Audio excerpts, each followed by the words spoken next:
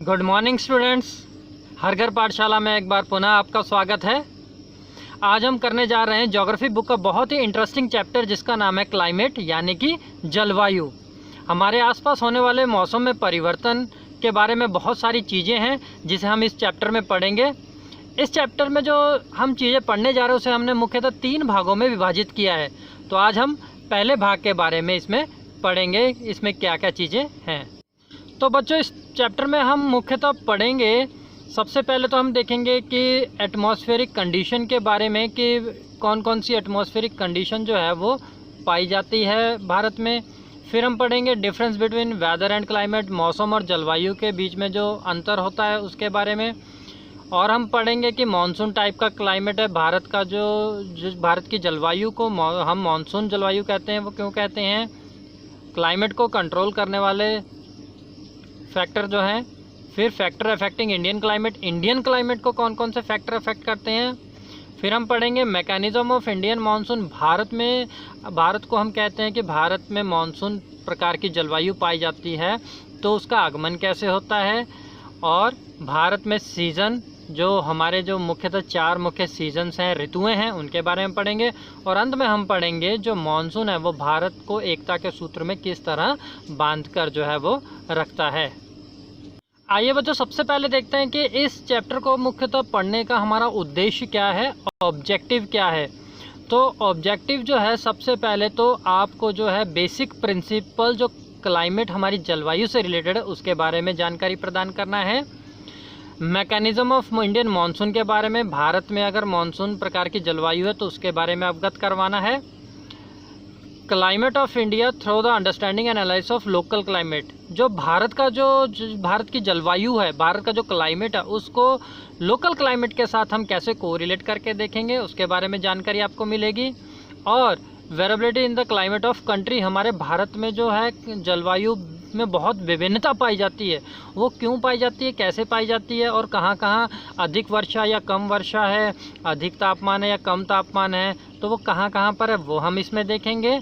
उसके बाद हम देखेंगे साइकिल ऑफ सीजन्स के बारे में। आपको जानकारी होगी कि जो विभिन्न ऋतुएं हमारी, जैसे मानसून की ऋतु है जिसे वर्षा ऋतु भी कहते हैं, फिर सर्दी की ऋतु है, गर्मी की ऋतु है, मानसून के लौटने की ऋतु है। ये चारों ऋतुओं के बारे में हम इस चैप्टर में आपको जानकारी देंगे। उसके बाद हम देखेंगे कि जो हमारे ग्लोबल वार्मिंग, बहुत सारी जलवायु से रिलेटेड समस्याएं हैं, उन समस्याओं का हम समाधान कैसे निकालें वो इस चैप्टर में हम पढ़ेंगे। यह मुख्य उद्देश्य है इस चैप्टर का। तो बच्चों, इस चैप्टर में 2 कॉन्सेप्ट हैं, वेदर और क्लाइमेट। वेदर यानी कि मौसम, क्लाइमेट यानी कि जलवायु। मौसम और जलवायु में विभिन्नता है, दोनों ही अलग अलग होते हैं। तो सबसे पहले तो हम देखेंगे वेदर किसे कहते हैं, यानी कि मौसम किसे कहते हैं। तो मौसम जो है आर टू आर और day to day change in atmospheric condition को कहा जाता है। कहने का तात्पर्य यह है कि सपोज करिए अभी धूप निकली हुई है और कुछ ही क्षणों में यहाँ पे बादल हो जाते हैं, उसके कुछ क्षणों में बारिश शुरू हो जाती है, तो इसे हम मौसम कहेंगे। आप सब बच्चे टीवी देखते हो, टीवी में न्यूज़ भी आते हैं।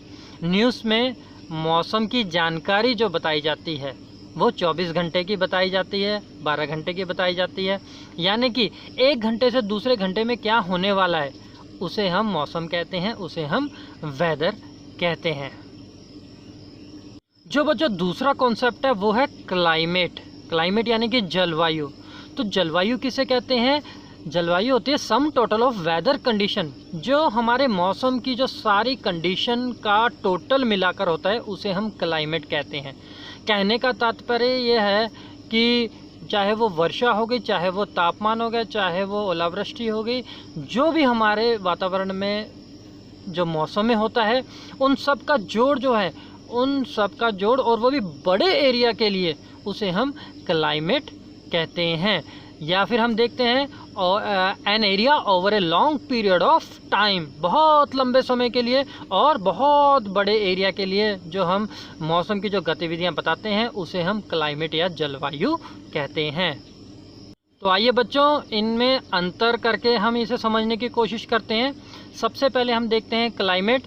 क्लाइमेट जो है it refers to the sum total of weather condition and variation over a large area for a long period of time. जलवायु लंबे समय के लिए और किसी बहुत बड़े एरिया के लिए होती है।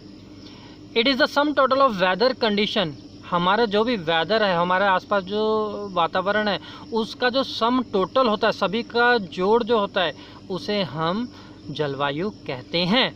एग्जाम्पल के लिए फॉर ए कंट्री, अगर हम कंट्री की बात करेंगे तो हम जलवायु की बात करेंगे। अगर हम किसी छोटे एरिया की बात करेंगे तब जलवायु नहीं होगी। अगर हम जैसे भारत की बात करें तो India is a monsoon type of climate country. ठीक है बेटा। अब नेक्स्ट देखते हैं हम वेदर। वेदर का मतलब है मौसम। मौसम किसे कहते हैं? State of atmosphere over A area of any point of time.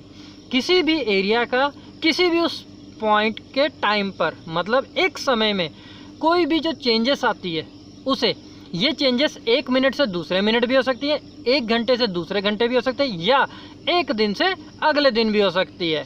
जैसे हम समझेंगे कि सपोज़ अभी बारिश हो रही है, कुछ ही क्षणों बाद धूप निकल आती है, या अभी अगर हम अपर एरियाज़ की बात करेंगे, शिमला और अपर एरियाज़ में, वहाँ पर बादल हैं और कहीं कहीं स्नोफॉल भी है। रोहतांग दर्रे के आसपास के एरिया में बर्फ़ गिरती है, बंद हो जाती है, मौसम साफ़ हो जाता है।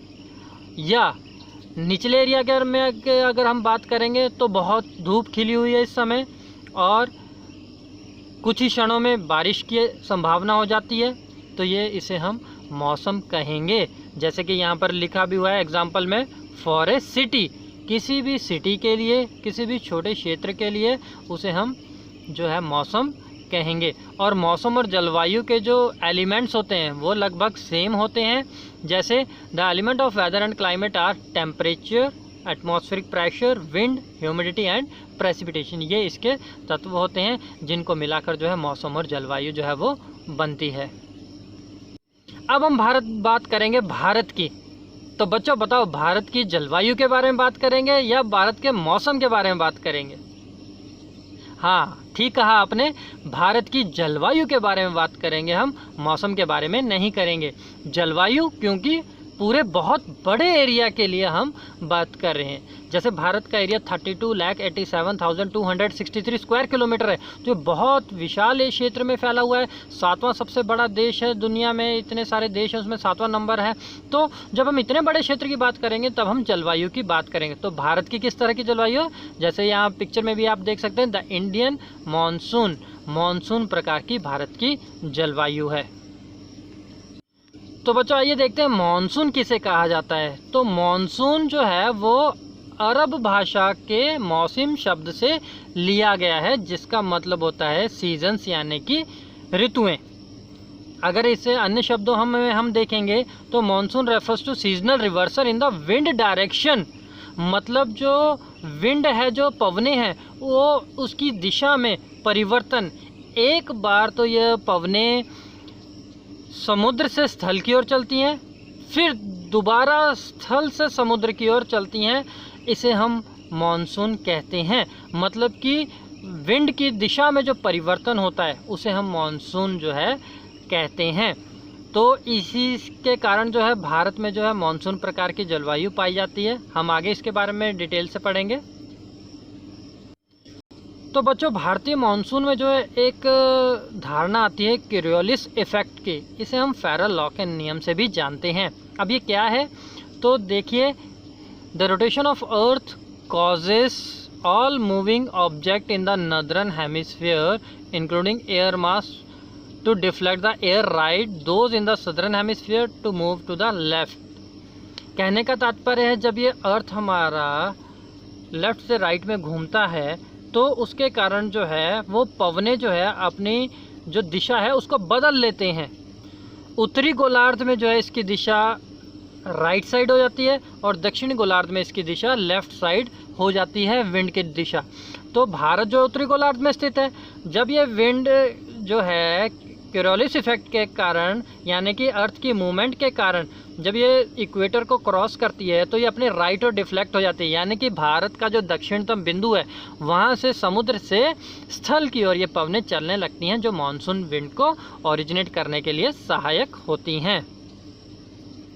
देखिए बच्चों, इस डायग्राम के द्वारा हम समझने की कोशिश करते हैं कि यहाँ पर नदर्न हेमिस्फीयर में भारत है। अब जब ये विंड यहाँ से क्रॉस करती है तो इसकी डायरेक्शन जो है इस तरह हो जाती है, राइट साइड जो है वो खिसक जाती है, तो ये भारत में एंटर करती है, जो कि मानसून पवनों को भारत में आगमन में सहायता करती है due to rotation of earth. इसे फैरल नियम या कोरियोलिस फोर्स भी कहा जाता है।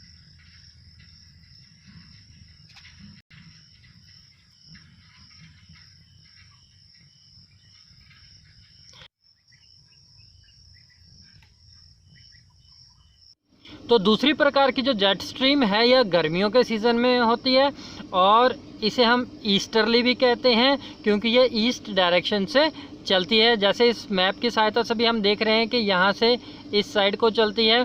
और आपने सुना होगा कई बार कि उड़ीसा तट पर, आंध्र प्रदेश तट पर, तमिलनाडु तट पर जो है तूफान, साइक्लोन आते हैं, वो इन्हीं के कारण जो है वो ओरिजिनेट होते हैं।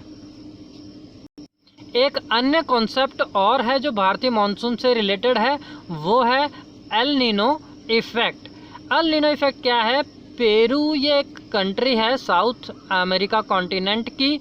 यहाँ पर एक ठंडी पवनें चलती हैं जिसका नाम है हम्बोल्ट कोल्ड करंट।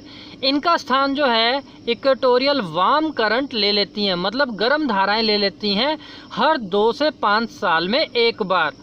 अब जब ये गर्म धाराएं यहाँ से पेरू कंट्री से चलती हैं तो यह इंडिया के जो है क्लाइमेट को अफेक्ट करती हैं, क्योंकि गर्म धाराएं बच्चों जहाँ से भी चलती हैं वह उस क्षेत्र को, समुद्र के पानी को भी, और जिस क्षेत्र के तटीय क्षेत्र में पहुँचेंगी वहाँ पर भी गर्म जलवायु कर देती हैं। अगर कहीं पर ठंडी जलवायु होती तो ये गर्म जलवायु का स्थान ले लेती हैं। तो भारत में भी जो है, जैसे इस मैप में भी लिखा हुआ है, 1990 में मानसून जो है बहुत डिले हो गया था। मानसून के आगमन की जो तारीख है वो 1 जुलाई है, लेकिन उस समय 1990 में बहुत लेट पहुंचा था भारत में मानसून, जो कि एल नीनो इफ़ेक्ट के कारण हुआ था। तो एल नीनो इफ़ेक्ट भी जो है भारतीय मानसून को जो है वो प्रभावित करता है। एक लास्ट कॉन्सेप्ट है भारतीय के मौसम के बारे में, वो है कि आपने जनवरी में, फरवरी में या अक्टूबर, नवंबर, दिसंबर में कई बार देखा होगा एकदम शांत मौसम होता है। सर्दियां शुरू होती हैं, धूप में हम बैठे होते हैं, धूप खिली होती है, लेकिन एकदम से जो है हमारा मौसम जो है बदल जाता है। वो क्यों बदलता है? वो उसे हम वेस्टर्न डिस्टर्बेंस कहते हैं। इस मैप की सहायता से देखने की कोशिश करते हैं समझने की हम। ये यहाँ पर मेडिटेरियन सी है, यहाँ से उठने वाली जो हवाएं हैं, जब वो यहाँ पर आती हैं, तेज़ हवाएं, जब भारत के मौसम के साथ, जब भारत में जो शांत मौसम होता है उससे टकराती हैं, तो वहाँ पर जो है उत्तरी भारत में वर्षा ऋतु करती हैं। कई स्थानों पर बर्फ़ भी गिरती है, कई स्थानों पर तूफान भी आते हैं। तो भारत के मौसम